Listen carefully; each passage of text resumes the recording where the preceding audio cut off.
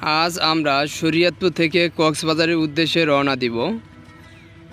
আমরা সবাই এক এক করে গাড়িতে উঠে পড়লাম। এখন আমরা শরীয়তপুরে ইব্রাহিমপুর ফেরিঘাটের দিকে যাচ্ছি। ফেরি ছাড়তে কিছুক্ষণ সময় দেরি হবে, এ কারণে আমরা সবাই চা খেয়ে নিচ্ছি। ফেরি ছাড়ার সময় হয়ে গেছে, আমরা সবাই উপরে বসে গল্প করতেছি।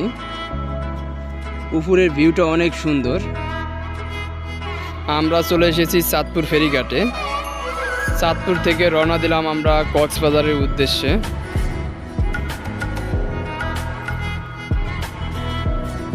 আমরা চলে এসেছি সেই কাঙ্ক্ষিত কক্সবাজার, যার অপেক্ষায় ছিলাম। অনেক পথ জার্নি করে আমরা চলে এসেছি কক্সবাজার সাগর পাড়ে। সাগর পাড়ে প্রচুর মানুষ, সবাই খুব আনন্দ করতেছে।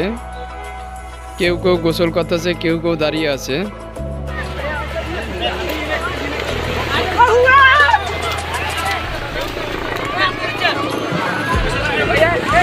সাগরের প্রচণ্ড ঢেউ আছড়ে পড়ছে সাগর পাড়ে।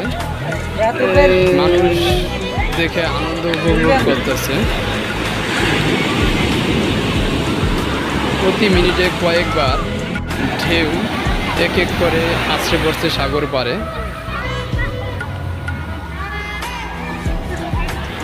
আমি হাঁটছি সাগরের কিনার দিয়ে। সাগর পাড়ে ফুটবল খেলা চলতেছে।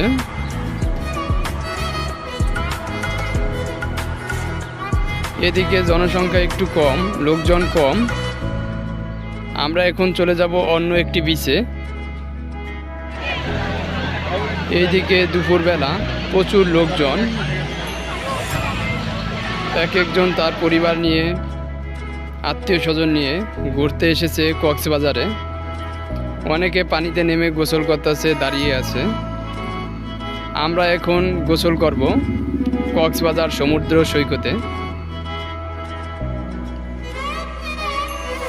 সাগর পাড়ে এখন আমরা এক প্রকার পাহাড়ি ফল খাবো।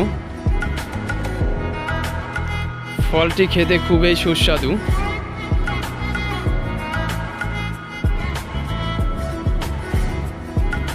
এখন আমরা আনারস খাবো।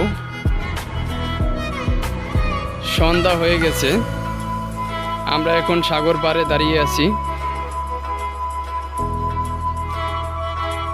দুপুরের মতো বিকালবেলাও প্রচুর মানুষ রয়েছে সাগর পাড়ে। সবাই সাগর পাড়ে দাঁড়িয়ে আনন্দ উপভোগ করতেছে। কেউ জুতা রেখে খালি পায়ে পানির দিকে নামছে, আবার কেউ উপরে দাঁড়িয়ে রয়েছে। আমরা একসাথে 5 জন এসেছি কক্সবাজার ঘুরতে।